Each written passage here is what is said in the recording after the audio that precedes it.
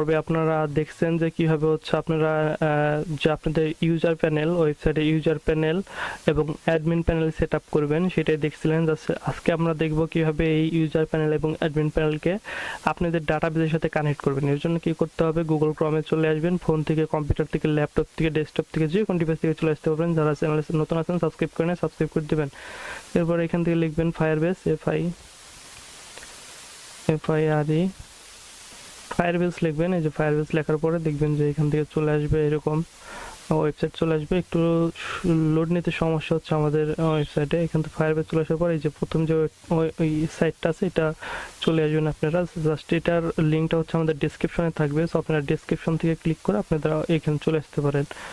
So এটার link এবং website কেনার যে ওয়েবসাইটটা আছে fileport.store, এইটার লিঙ্কও আমাদের ডিসক্রিপশনে থাকবে, সো আপনারা এখান থেকে ভিজিট করে কিনে নিতে পারবেন।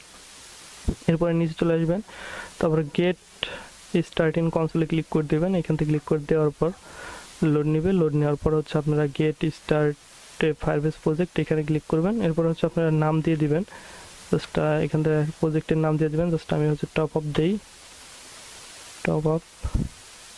এরপর থেকে এই যে অ্যারোটা আছে টিকটা এটা অফ করবেন। অফ করে এটাকে অন করে দিয়ে জাস্ট কন্টিনিউতে ক্লিক করবেন। এরপরে হচ্ছে আবার এটা অফ করবেন, কন্টিনিউতে ক্লিক করবেন, আবারও এটা অফ করবেন, কন্টিনিউতে ক্লিক করবেন।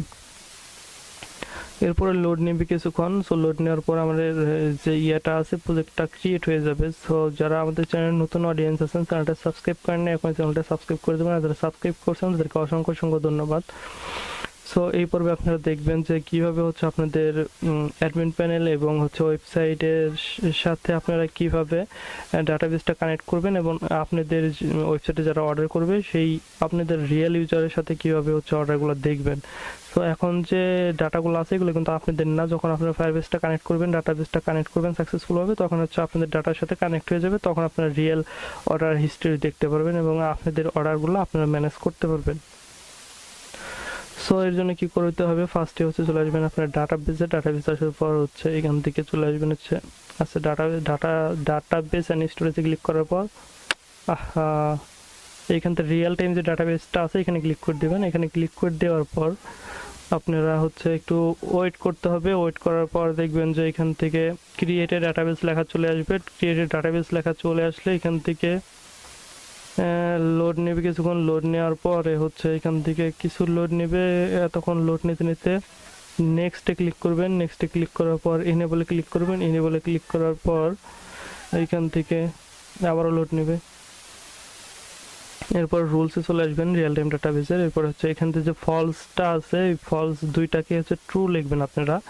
দেখেন ভালো করে দেখবেন, TRUE আমি একটু জুম করে দেখাই। এই যে ট্রু লেখা যেটা আছে এটাকে সিলেক্ট করে দেবেন। এরপর নিচেরটাও সেম ভাবে ট্রু লেখা সিলেক্ট করে দেবেন। ট্রু লেখা সিলেক্ট করে জাস্ট পাবলিকে ক্লিক করবেন।